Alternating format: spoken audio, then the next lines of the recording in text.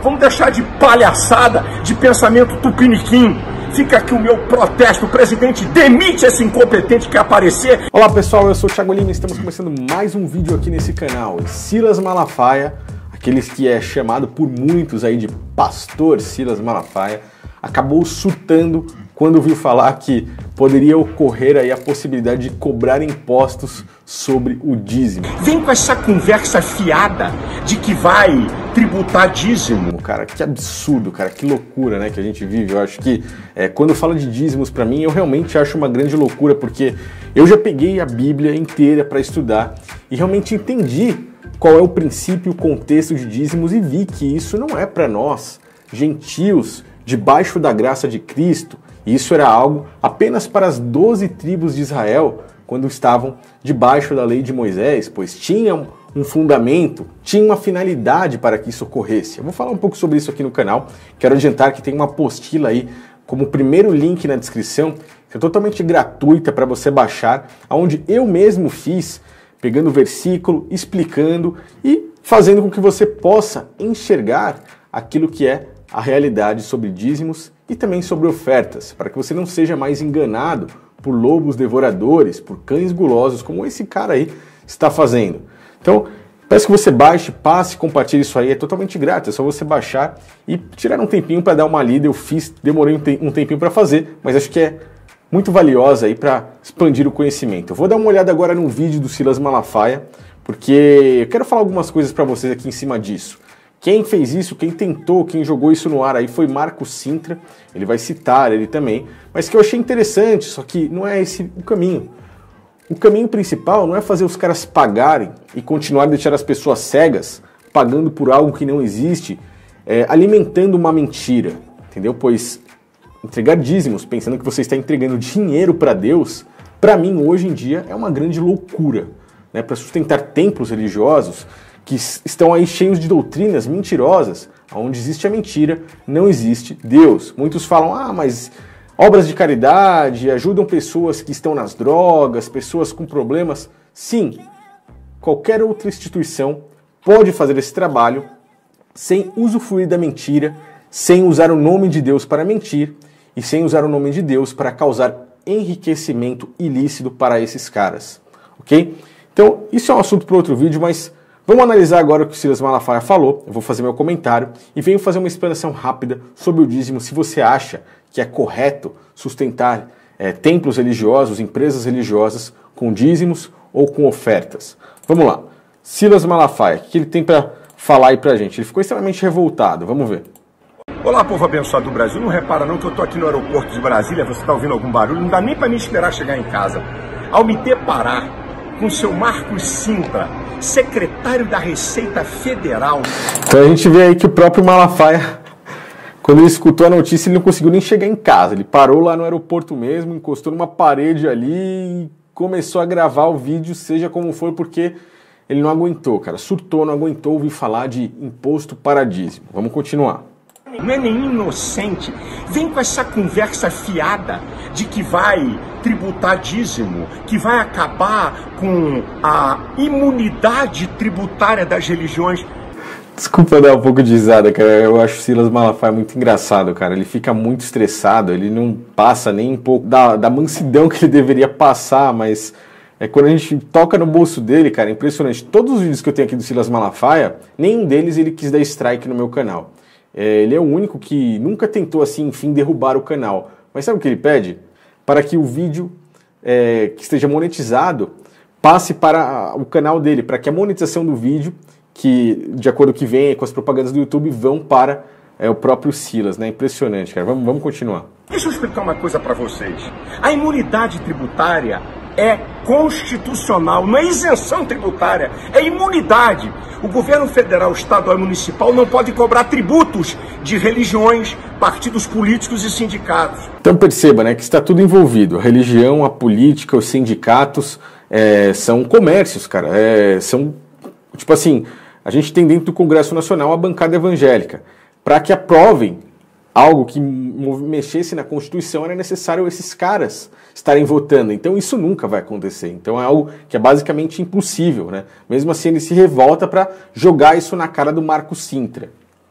Alemanha, Inglaterra, Suíça e outras, além da imunidade tributária, o Estado manda dinheiro para as religiões. Por que isso? Por que isso? Antes dele falar, eu falo. Porque o Estado, o governo, a política e a religião sempre andaram juntas desde o começo. E qual a finalidade de denominações religiosas, do Estado sustentar isso?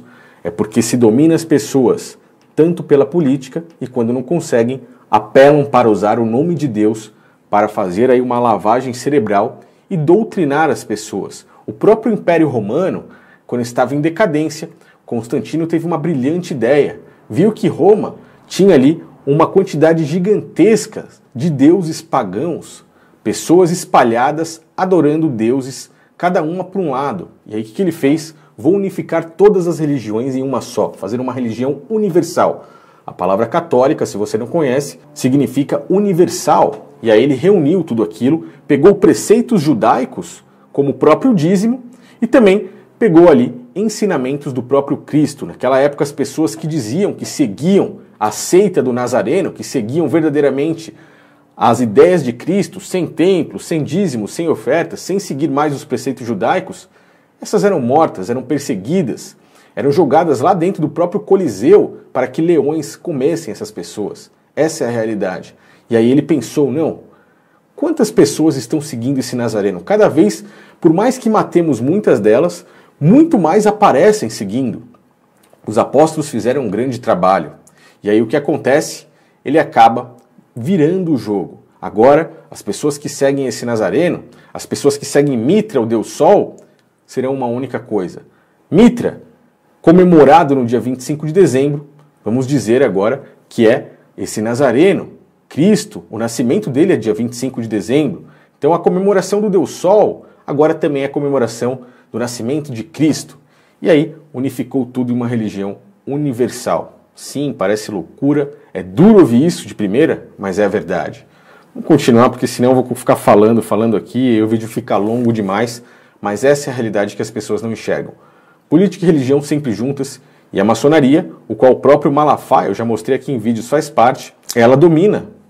Ela tem um controle total, pelo menos no Brasil, sobre a política e sobre a religião.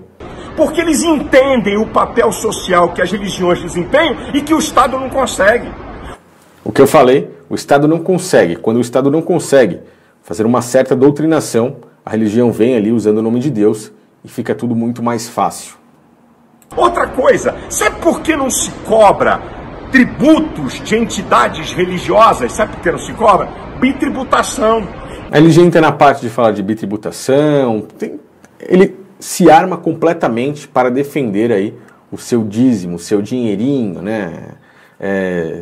Eu gostaria de passar esse recado aí que o próprio Cristo deixou para o próprio Silas Malafaia. Não ajunteis tesouros na terra, onde a traça e a ferrugem tudo consomem, e onde os ladrões minam e roubam. Mas ajuntai tesouros no céu, onde nem a traça nem a ferrugem consomem, e onde os ladrões não minam nem roubam. Para aqueles que não sabem, dízimo nunca foi dinheiro. Estou deixando um link aqui em cima no card para vocês clicarem, onde eu faço uma explicação completa sobre dízimos. Para o povo de Israel, dízimo nunca foi dinheiro, eram alimentos. Aí muitos pastores vão dizer, mas não existia dinheiro naquela época. Como é que não existia se José, um dos filhos de Jacó, foi vendido por moedas de prata? Então, dinheiro já existia sim na época de Moisés. E por que eram alimentos? Porque existiam 12 tribos. Uma única tribo não tinha terra para plantar e colher. Essa tribo, que no caso era a tribo de Levi, ficaria cuidando do tabernáculo. E aí as outras 11 tribos plantariam, colheriam e cada uma daria 10% dessa colheita para essa tribo. Automaticamente a tribo de Levi ficaria com 110%, ficaria com mais do que as outras, que agora teriam cada uma 90% apenas. E aí eles tinham que dividir com órfãos, com viúvas, com necessitados e com estrangeiros. Assim, o ciclo entre dízimos e alimentos ali ficaria perfeito. A tribo que não tinha parte na terra para poder plantar e colher, cuidaria do tabernáculo, e as outras 11 tribos fariam esse ciclo, assim todos se alimentariam e aí continuariam cuidando das coisas daquela forma. E por que tinham os sacerdotes e o tabernáculo?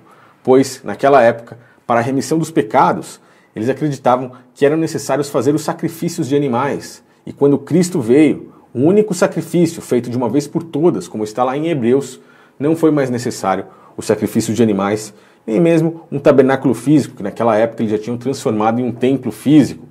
Sendo não necessário mais um tabernáculo, um templo, também não eram mais necessários os sacerdotes, pois Cristo foi o sumo sacerdote de uma vez por todas, aquele que rasgou o véu de cima a baixo e deu aí para todos nós, gentios e até mesmo judeus, o contato direto com o Criador. Não precisamos mais de nenhum outro intermediador, não precisamos mais de nenhum outro sacerdote ou sumo sacerdote para fazer essa ligação. Não precisamos mais nada disso, automaticamente não precisam mais de dízimos. Então, isso ficou por ali. É simples a história. E se a gente vir falar de ofertas, sim, não existe base nenhuma para ofertas, nem para reconstruir templos religiosos. Se a vinda de Cristo, o sacrifício dele já acabou completamente com aquele templo físico, com o sacerdócio, com tudo isso, qual o motivo de reconstruir? Criar aí um templo físico, colocar um sacerdote ali, um padre, um pastor, você vai voltar a seguir aquelas práticas vindas da própria lei de Moisés, da lei judaica. E as pessoas têm isso em mente hoje, porque o catolicismo romano de Constantino, qual eu expliquei agora há pouco, fez isso. Então o que acontece? Você acaba negando automaticamente o próprio sacrifício de Cristo. Se você aceita tudo isso, se você aceita essa doutrinação com um pastor, um padre, um pai, um sacerdote, um templo físico, dízimos, você acaba negando o sacrifício de Cristo, ok? Pensem nisso, compartilhem essa mensagem. Não adianta tentar tributar o dízimo. O que adianta é fazer com que as pessoas despertem e parem de entregar seu dinheiro a esses caras que estão usando a Bíblia, usando as Escrituras para mentir, para roubar, para enganar, tudo em nome de Deus. É muito melhor você pegar o seu dinheirinho separado e ajudar pessoas que estão necessitadas, pessoas que estão com frio, fome e sede.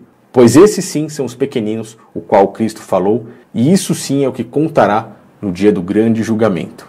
E todas as nações serão reunidas diante dele, e apartará uns dos outros, como o pastor aparta dos bodes as ovelhas.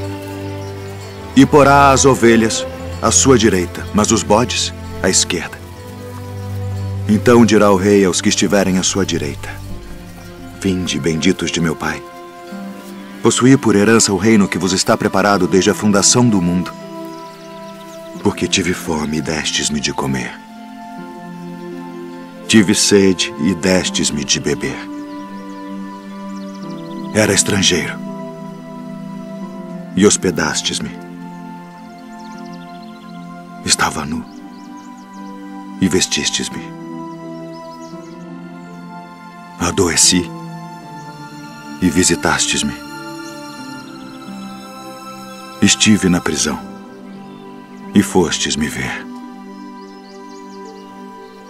Então os justos lhe responderão dizendo: Senhor, quando te vimos com fome e te demos de comer?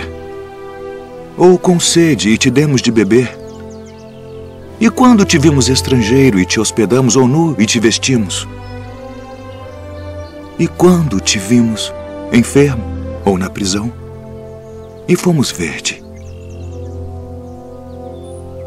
E respondendo o rei, lhes dirá: Em verdade vos digo, que quando o fizestes a um destes meus pequeninos irmãos, a mim o fizestes. Então dirá também aos que estiverem à sua esquerda: Apartai-vos de mim, malditos, porque tive fome e não me destes de comer. Tive sede e não me destes de beber. Sendo estrangeiro, não me recolhestes. Estando nu, não me vestistes, e enfermo, e na prisão, não me visitastes. Então eles também lhe responderão, dizendo: Senhor, quando te vimos com fome, ou com sede, ou estrangeiro, ou nu, ou enfermo, ou na prisão, e não te servimos? Então lhes responderá, dizendo: Em verdade vos digo que quando a um destes pequeninos o não fizestes, não o fizestes a mim.